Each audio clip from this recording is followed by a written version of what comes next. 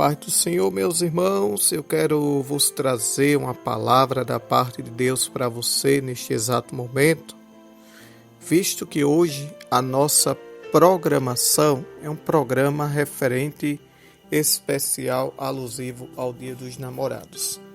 Mas a mensagem que eu quero trazer para você neste exato momento é falar um pouco sobre os 3 pontos importantes em que a gente atravessa para chegar à constituição familiar.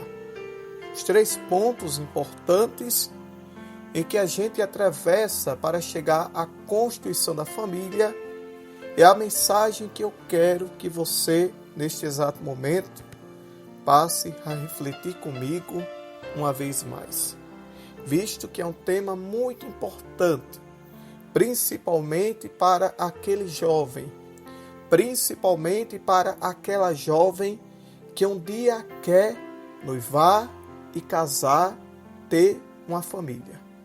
Mas, primeiramente, a gente quer falar sobre o primeiro degrau em que a gente atravessa para poder aí depois a gente falar dos demais degraus em que a gente iremos atravessar para chegar à constituição familiar. Mas antes, eu convido aos amados irmãos a abrir a sua Bíblia comigo na primeira epístola de Paulo aos Coríntios. Primeira epístola de Paulo aos Coríntios, capítulo número 8. É um texto bíblico que fala sobre as recomendações do casamento, mas é um texto que eu não vou ler, mas que eu quero que você possa meditar aí na sua casa. 1 Coríntios, capítulo de número 8, para a vossa reflexão. Uma passagem bíblica bastante conhecida, mas uma palavra que nos leva a ter um ensino edificador para a glória de Deus. Então, primeiramente, eu quero falar sobre o primeiro degrau em que a gente atravessa para chegar à constituição familiar. O primeiro degrau é o casamento. O primeiro degrau é o namoro, certo? O primeiro degrau para se chegar, para se iniciar, melhor dizendo, é o namoro. O namoro é a fase do conhecimento, aonde o jovem conhece a jovem e vice-versa. Eles precisam se conhecer. Eles precisam saber quem é aquela moça, quem é aquele rapaz. É bem verdade que a gente não consegue chegar ao pleno conhecimento definitivo, porque ninguém conhece a ninguém por completo. Só quem nos conhece é Deus. Mas o namoro é o primeiro estágio, é o primeiro degrau, é o primeiro patamar, porque envolve um conhecer ao outro. Se você quer casar, se você quer noivar, você precisa, antes de tudo, orar a Deus e passar por este patamar conhecido como namoro, para conhecer aquela jovem, para conhecer aquele jovem. Namoro não é simplesmente abraçar. Namoro não é simplesmente beijar. Namoro não é simplesmente acariciar um ao outro, como o mundo ensina. Porque nós sabemos, meus amados irmãos, que se eu não ensinar de acordo à palavra de Deus, eu que conheço, eu que sou cristão, tenha certeza que o mundo vai chegar para este jovem, o mundo vai chegar para esta jovem cristã e vai ensinar preceitos que não condizem com a palavra do nosso Deus. Então, o primeiro passo é se conhecer, é ver quem realmente é aquela moça, é ver realmente quem é aquele rapaz. E como é que a gente conhece? Através do namoro. É como eu falei no início para vocês, a gente não conhece por completo, porque quem nos conhece por completo é Deus.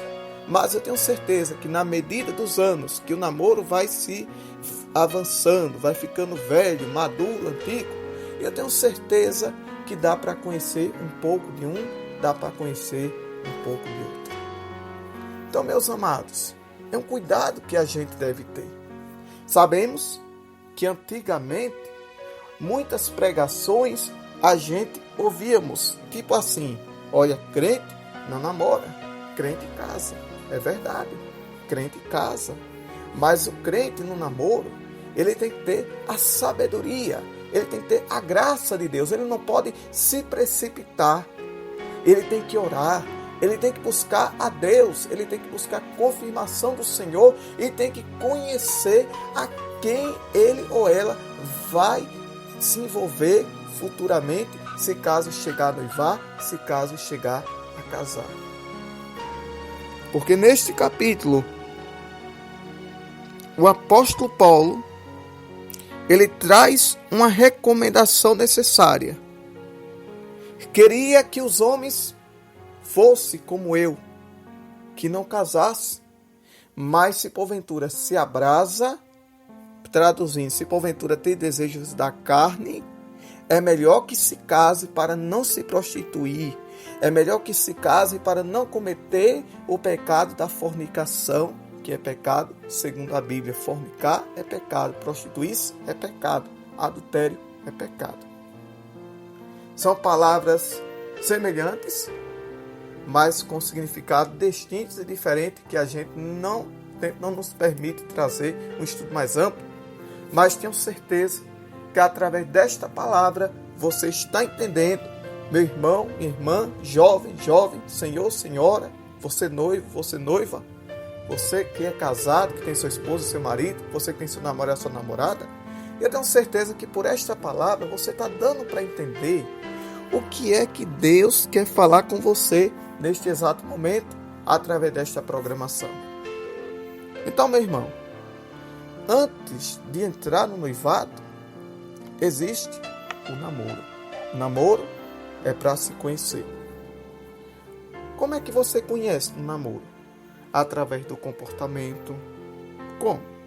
Se é um moço comportado lá fora, se é um moço exemplar lá fora, se é uma pessoa responsável dentro de casa, se respeita pai e mãe, se tem responsabilidades domésticas, ou seja, se é cuidadoso naquilo que faz.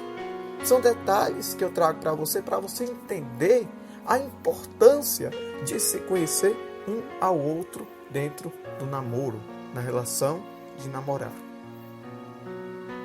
Porque, como eu falei, se a gente não ensinar de acordo com a palavra, meu irmão, o mundo vai ensinar diferente.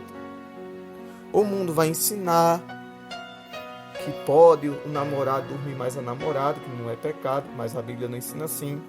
É pecado, que só pode dormir junto depois que casa, na igreja e no papel, como todos já sabem, não precisa explicar, que você já conhece.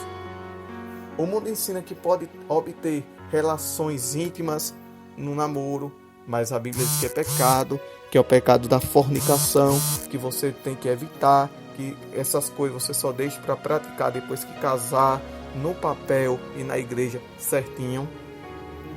Porque foi assim que eu fiz, viu? Alguém alguém dizia para mim que eu queria ser santo mais do que os outros. Alguém dizia que eu queria ser mais crente, mais cristão, mais santo do que outros. Mas não é isso não, irmão. É porque eu conhecedor da palavra, eu conhecedor dos preceitos, dos princípios da Bíblia, eu queria obedecer, honrar ao nome de Deus para ser honrado por Ele na terra. Porque eu tenho certeza que se eu pecasse, Deus revelaria o meu pecado aos seus profetas.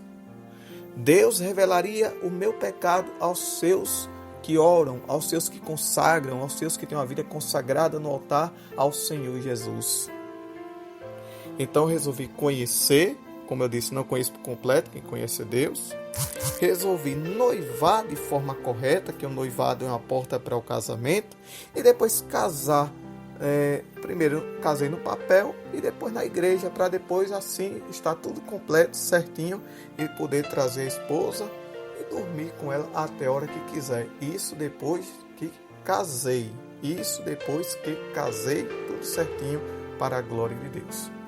São coisas, meus irmãos, são ensinos bíblicos que eu trago para você entender o que é namorar, que é a fase do conhecimento, o que é noivar, que é a porta do casamento, e o que é casar, e o que é constituição familiar. Porque família não é marido e mulher. Família se torna família na sociedade quando nascem os filhos. Enquanto o marido e a esposa é casal. Mas para se constituir família é marido, mulher e filhos. Aí sim é uma constituição familiar, uma nova família que é inserida na sociedade para a glória de Deus. Depois, é claro, do casamento. E eu tenho certeza que Deus, através desta palavra, meus irmãos, está falando com você neste exato momento. Aí o apóstolo Paulo, ele traz algumas recomendações, né? Ele disse que se o marido é crente e a mulher não é, nem por isso você vai deixar sua esposa. Pode conviver com ela normalmente, não é pecado. Ou se o marido é crente e a esposa é descrente, nem por isso você vai deixar de viver com ela, porque não é pecado. A única coisa que nos traz a liberdade para se separar e casar com outra pessoa é a morte, como temos o juramento, né? Até que a morte os separe, como tem o juramento, você conhece. Esse juramento é feito diante ou de um padre, ou de um pastor, de um líder religioso, até mesmo na frente da autoridade, poder judiciário, ou seja, juízes, né, que tem a autoridade de celebrar, de fazer aquele casamento no papel, como a gente consegue falar que é o casamento no civil, certo? Mas a única liberdade que eu tenho é se eu morrer, que Deus guarda a hora dessa, e minha esposa tem liberdade de casar com quem ela quiser. Ou se eu trair, que Deus guarda a hora dessa também, através do adultério, né? Deixar ela por outra esposa, ou ela deixar eu por outro homem. Aí é o pecado do adultério. A Bíblia diz que dá liberdade de separar e dela casar com quem quiser. Agora, o que pecou, né? Se eu pequei contra ela, eu não posso casar com ninguém. Ela tem liberdade, segundo a Bíblia, ou vice-versa, mas eu tenho certeza que os irmãos estão dando para entender esse estudo bíblico. Qualquer dúvida que você tiver, venha no meu privado, no WhatsApp, que eu lhe respondo de acordo com a palavra de Deus, tá certo? Mas se você quiser perdoar, também tem essa possibilidade. Você gosta dele, você gosta dela, sabe que ele fez isso, sabe que ela fez aquilo, lhe traiu, né, lhe feriu, mas você gosta dela ou gosta dele e quer perdoar, a Bíblia também dá respaldo para o perdão. Você pode perdoar, ambos se perdoar e voltar a viver de acordo com o que a palavra de Deus ensina, tá certo? É um estudo amplo, um estudo básico que eu trago para vocês, mas eu tenho certeza que Deus, através desta palavra, tem falado fortemente com cada um de vocês, tá certo? É por isso que eu quero que vocês orem por mim e peçam graça e misericórdia a Deus para que Ele continue me capacitando e abrindo a porta da palavra para eu pregar, para eu ensinar de acordo com o que está escrito na Bíblia, e que Jesus te abençoe.